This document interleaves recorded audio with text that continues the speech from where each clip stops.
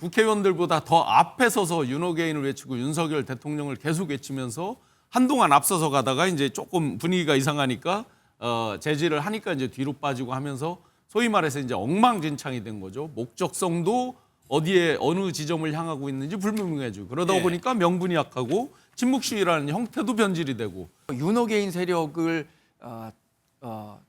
포용하고 가는 듯한 모습 이런 것들 때문에 우리가 전하려고 했던 메시지는 가지 않고 오히려 반대쪽에 지금 강성필 대변인처럼 공격하는 목소리만 키우게 된 셈이어서 저는 아무리 좋은 의도라고 하더라도 좋은 결과를 갖고 와야 되는데 그 좋은 결과를 갖고 온 데는 실패했다는 점에 대해서는 당 지도부가 분명히 반성할 부분이 있다고 생각합니다.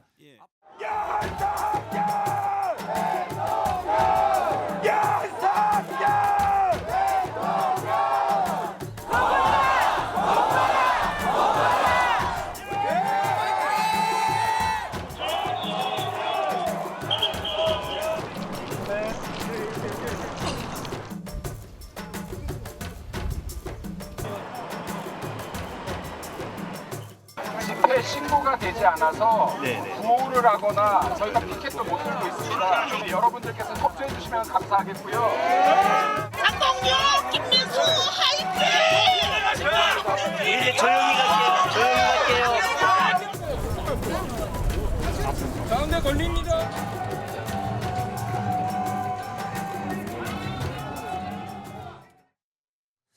네, 강성필 더불어민주당 부대변인, 조영술 국민의힘 대변인 나오셨습니다. 어서 오십시오. 예.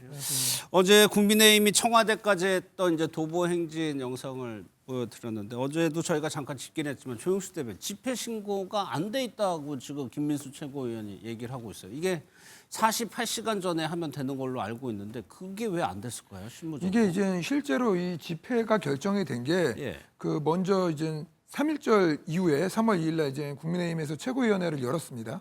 그리고 그 안에서 이제 사법 이제 계약이 이루어진 거에 대한 비판을 하면서 그 지도부가 이거에 대해서 계속 이런 식으로 정정하지 않고 그리고 야당을 무시하는 행동을 한다면 거리로 나가서라도 투쟁을 하겠다라고 이제 말을 했는데도 그날 이제 문제가 해결이 안 되다 보니 3월 2일 저녁에 그 다음 날부터 바로 이제 도보 집회를 하겠다라고 이제 선언을 했고요. 그래서 그 다음 날 바로 나갔기 때문에 뭐 24시간도 안 된 시간대 결정이 된 거죠. 하루 전날. 네, 바로 이제 하루 전날도 아니죠. 정확하게 이제 그 전날 저녁이니까 거의 뭐 한 12시간 뭐 한 15시간 전 뭐 요 정도쯤 전에 이제 결정을 한 거다 보니 집회 신고는 할 여력이 이제 물리적으로 불가능했던 거죠. 그러면 그렇게 판단한 거예요. 아, 집회 신고 안 된 거 알지만 그럼에도 불구하고 나가겠다 이런 결정이 된 겁니까? 맞습니다. 그 당장 이제 하루라도 주저하지 않고 이제 우리의 이제 절박한 목소리를 내겠다. 국민의힘의 절박한 목소리를 시민들께 알려드리겠다라는 것이고 실제로 이제 절차적 정당성과 절차적 민주주의가 훼손된 부분에 대해서는 분명히 짚고 넘어가겠다는 그 의지를 갖고 나가다 보니까 되게 급하게 이제 그 당협위원장이라든가 이제 국회의원이라든가 이런 분들한테는 이제 공지가 됐었습니다. 그래서 저도 이제 뭐 당협위원장이니까 그 전날 저녁에 이제 연락을 받았거든요. 갔다 오셨어요 여기? 네, 저도 갔다 왔습니다. 근데 그 사이에 강성필 부대 뭐 어떤 급박한 상황이 생긴 건 아닌 것 같고 준비 부족이라는 좀 뭐 비판이 나올 수 있을 것 같기도 하고요. 비판이 아니라 능력이 부족한 거예요. 그러니까 정신이 딴 데 있으니까 지금 민주당과의 어떤 제대로 된 견제가 지금 머릿속에 없는 거예요. 그저 친한계를 어떻게 한번 징계를 해볼까 온통 이 생각만 하고 있으니까 제대로 된 전력을 발휘 못하는 게 사실요. 사법개혁 3법이 민주당이 뭐 갑자기 처리했습니까? 다 예정되어 있었어요. 그러면 정상적인 정당이라면 며칠 전부터 전략회의 해가지고 야 민주당이 언제 이 사법개혁 3법을 통과시키려고 하는데 우리는 어떻게 대응할 거냐 A, B, C안 딱 가지고 나와가지고 어떻게 할 것인가 회의해가지고 결정하고 여기에 대해서 어떤 준비가 필요한가 딱딱딱 해가지고 했어야지. 뭐 이제 와서 48시간 전에 집회 신고해야 되는데 못했고 결기를 보여준다? 그러니까 저 도보로 걸어가는데 국민들이 무슨 결기를 느끼겠습니까? 그러니까 그래서 이거를 기획한 목적이 뭐 청와대까지 갔다고 하지만 실질적으로는 당내 문제, 친한계 문제에 대해서 뭐 어떻게 관심을 좀 돌리기 위해서 기획했다고 보시는 거예요? 저는 개인적으로 그러한 어떤 그 집중력이 좀 떨어져 있는 이유로 집중력이 떨어져 있기 때문에 저는 제대로 대응을 못 한다고 생각하고 집중력이 떨어져 있어서. 그리고 청와대 대통령도 없잖아요. 그렇죠. 순방 왜 가는 거예요? 국민들이 물어보더라고요. 예. 아니 그게 무슨 수십 년간 쟁점이라고 주장하던 게 이제 민주당이었습니다. 예. 근데 수일 그리고 며칠의 정도의 그러한 야당과의 협치 하나 하지 않으면서 일방적으로 밀어붙인 게 이게 과연 민주주의의 절차적 정당성을 갖고 있냐라는 걸 전 되묻고 싶고요. 예. 그리고 필리버스터다 하면은 필리버스터 못하게 하겠다라고 막 협박을 하고 그 관련된 법도 바뀌겠다고 하고 소위 말하는 소수 야당이 할 수 있는 모든 조치들을 하려고 하면 그걸 다 입틀막 하겠다라고 말하는 게 민주당입니다. 그래놓고 뭐 스텝 1, 스텝 2, 스텝 3 무슨 이런 전략이 있습니까? 야당이 할 수 있는 최후의 수단은 거리로 나갈 수 있는 것밖에 없고 국회에서 안 하고 싶겠습니까? 국민의힘이라고 하고 싶습니다. 근데 민주당이 지금까지 보여줬던 행태 야당이 있었습니까? 다 일방적으로 하고 이거에 대한 문제가 터졌을 때 예. 과연 이걸 갖다가 누가 책임질 거냐? 그때는 책임을 같이 나누자고 하겠죠. 같이 지혜를 모아서 극복하자고 하겠죠. 일은 자기들이 저질러 놓고 터지면 맨날 같이 수습하자고 하는 그러한 정치 자체가 잘못됐다는 저는 문제를 드리는 거고 그리고 여기서 친한계가 왜 나옵니까? 사법에서. 민주당은 자신들이 그렇게 일방적으로 추진하고 잘못된 그러한 법적인 절차들을 했던 거를 갖다가 친한계로 물타게 하면서 이 거대한 민주주의의 가치를 갖다가 그렇게 작은 그러한 이슈로 덮으려고 하는 것 자체가 네. 국민들한테 그냥 호도를 시키는 거죠, 그거는. 알겠습니다. 아니, 팔로 듣고 그러니까 저는 A를 얘기하면 좀 A를 얘기했으면 좋겠어요. 그러니까 그런 건 나중에 얘기하시고, 그러니까 왜 사전 집회를 제대로 준비 못했냐 이 얘기하고 있는데 뭐 민주주의 얘기를 합니까? 뭐 이런 주장은 뭐 계속 해왔죠. 뭐 국민의힘에서. 근데 제가 궁금한 건 정유수 대변인 계속 합니까 이거 도보행진? 그 우선은 먼저 한다고 했고요. 예. 그리고 이제 국민들에 대한 이제 조금 이번에 아무래도 이제 급하게 진행되다 보니까 질서 부분이라는 부분은 분명히 이야기가 나왔습니다. 예. 그리고 강성필 부대변인이 말했던 것 같이 혼란스러웠던 부분들도 있는데 실제로 국민의힘이 민주당하고 다르게 이런 거리에서 하는 거는 좀 어설플 수도 있어요. 근데 이게 뭐냐면 야당으로서 할 수 있는 어떻게 보면 최후의 수단까지 쓸 수 있을 정도로 예. 국민의힘도 지금 절박하게 나온 것이고 그리고 보수 정치를 하는 이제 이 그룹들이 헌정이라는 가치를 갖다가 어떻게든 지켜보겠다는 발버둥을 갖다가 어설프다. 너희들은 왜 이렇게 못하냐. 그래서 선수인 민주당은 그렇게 보일지 모르겠지만 오죽하면 절박하게 나가겠습니다. 그러면 국민들이 하나하나가 1인 시위하고 어설프게 하는 시위들도 그런 식으로 폄하할 것입니까? 저는 이러한 행태들은 정말 조심해서 해야 될 말이라고 봅니다. 예, 뭐 물론 정당에서 하는 이런 집회라든가 뭐 도보 행진이 결국에 여론전을 한다는 거거든요. 그러면 정광재 대변인 보시기에 이게 효과가 있었을까? 국민들에게 그건 어떻게 보세요? 의도는 좋았지만 그 결과에 대해서는 냉철하게 돌아볼 필요는 있다고 생각합니다. 의도는 당연히 사법파괴 3법의 부당성 그리고 그것이 갖고 올 폐해를 국민들에게 직접 알려야겠다. 그리고 대통령이 청와대에 있느냐 없느냐는 중요한 것이 아니죠. 대통령 이런 도보시 다 해외 순방 중이라고 하더라도 보고받을 거 아닙니까? 그래서 대통령에게 거부권을 행사해야 한다라는 의견을 전달하기 위해서 했는데 과연 그 준비 과정이라든가 그리고 그 과정에서 보여줬었던 일부 강경 지지자들이 함께하는 과정에서 이른바 뭐 윤호개인 세력을 포용하고 가는 듯한 모습 이런 것들 때문에 우리가 전하려고 했던 메시지는 가지 않고 오히려 반대쪽에 지금 강성필 대변인처럼 공격하는 목소리만 키우게 된 셈이어서 저는 아무리 좋은 의도라고 하더라도 좋은 결과를 갖고 와야 되는데 그 좋은 결과를 갖고 온 데는 실패했다는 점에 대해서는 당 지도부가 분명히 반성할 부분이 있다고 생각합니다. 앞으로 뭐 이런 식의 그 장외 집회 계속 할 수 있죠. 그렇다면 장외 집회를 하는 진정성을 국민들이 정말 알아들을 수 있을 정도로 우리가 준비도 잘하고 메시지도 일관되고 또 국민들이 포용할 수 있는 수준의 어떤 정치적 스탠스를 갖고 가야 되는데 그 부분에 대해서는 분명히 다시 재정비할 필요성은 있겠다라고 생각합니다. 그러니까 이 부분입니다. 그러니까 사법개혁에 대해서 비판할 수 있죠. 그런데 요 뒤에 보면은 여기 성조기 같은 거 보이시죠? 윤호개인 팻말을 들고 행진에 참여하는 사람들도 있었습니다. 여기에 대해서 이제 비판이 나오다 보니까 당 지도부에서는 좀 이렇게 얘기를 하는 것 같습니다. 한번 들어보겠습니다. 과거 집회 때도 보면 뭐 어떤 특정한 구호를 내세운 분들 사진만 탁 찍어서 뭐 이분들의 집회였던 것처럼 언론이 묘사를 하면 뭐 저희가 억울하지만 어쩔 수 없지만 그러나 그분들이 우리 집회에 온다고 해서 저희가 이 중차대한 문제를 호소하지 않을 수는 없는 것이고 어떤 정치 집회든 뭐 민주당 집회 주사파는 안 옵니까? 마찬가지입니다. 이게 그 장외 집회라는 것이 그 질서 있게 통제가 될 수가 없는 상황이에요. 그렇죠. 아쉽죠. 예. 그리고 부담스러운 부분이죠. 그런데 특정한 인물들이 예. 현장으로 참여를 해가지고 자기들의 주장을 강하게 하는 부분에 대해서 통제할 수 있는 수단이 별로 없었던 것이죠. 예. 그거 아쉬운 점이에요.